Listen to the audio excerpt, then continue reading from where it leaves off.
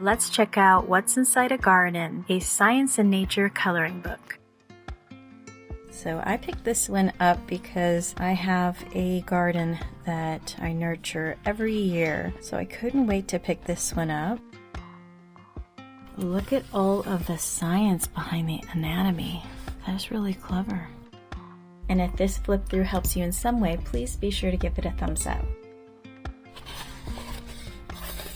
Interesting. I mean, I know about different birds, but this is pretty scientific. And then you get a page with birds in a nest, and you get some information here. Yellow-billed duck. Really love it. Illustration style here, almost whimsical. This is pretty informative. I mean, you know some of this, but it's good reminders. About omnivores. If you take care of birds, you take care of most of the environment problem in the world. I believe it. That's one thing that I have really focused on the last 3 years in my garden is bringing back the wildlife. And if you haven't had a chance to check out my garden channel, I've been kind of neglecting it, but I do have old videos. You can check the wildlife information that I've been doing with bees and other things. But this is a really pretty design.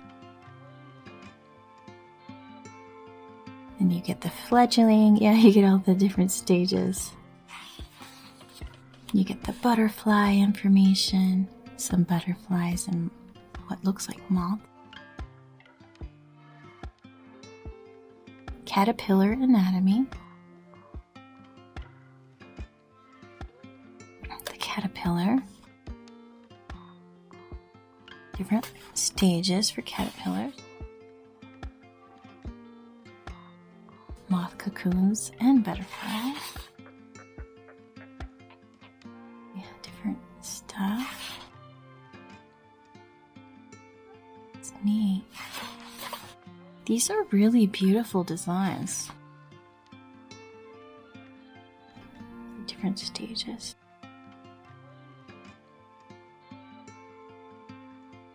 Moth anatomy. And then you get a page to color, and there's a little info. Butterfly and moths lay eggs on their host plants.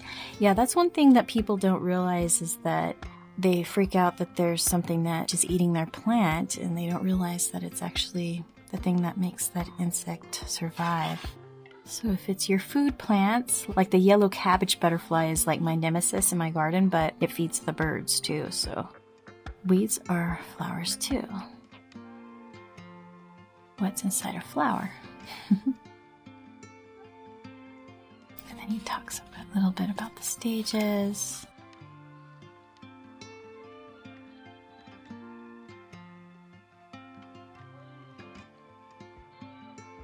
There's a lot of different names. Oh yeah, it does. It has different text kind of embedded in there. You can take it out too.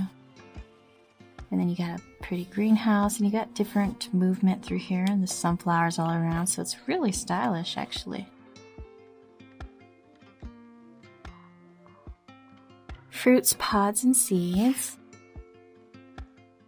And then you got this, and it tells you the different ones. And then it just talks about insects. Study nature, love nature, stay close to nature, it will never fail you. Frank Lloyd Wright. And then you get kind of a wallpaper page. This is a neat one. It talks about the bees and the different things that the butterflies eat, and they pollinate. The keeping of bees is like the direction of sunbeams. I believe it. I've fostered leaf cutters and mason bees. Yet, people don't realize those bats are pollinators too. That's really neat book. I'm going to have to share this on my garden channel. Fascinating demonstration. The minerals, root hairs. And then we have the soil and the worm and the nematodes. It's got all these little guys. Okay, it says swamp flowers. Mountain flowers, that's neat. I love this design. People don't realize. Like my aunt, she lives like in desert country, but she's like, actually I live in desert mountain country. I was like, oh, I didn't think about it like that. That is really neat. Then you got the city flowers, the jungle flowers. This is so clever. I wish she did more. What an incredible book. If you haven't checked this one out, I will leave it in the video description. It was released in 2025. If you like botanical and nature coloring books, I do have a playlist dedicated to it that I will leave at the end of this video. Thanks for watching.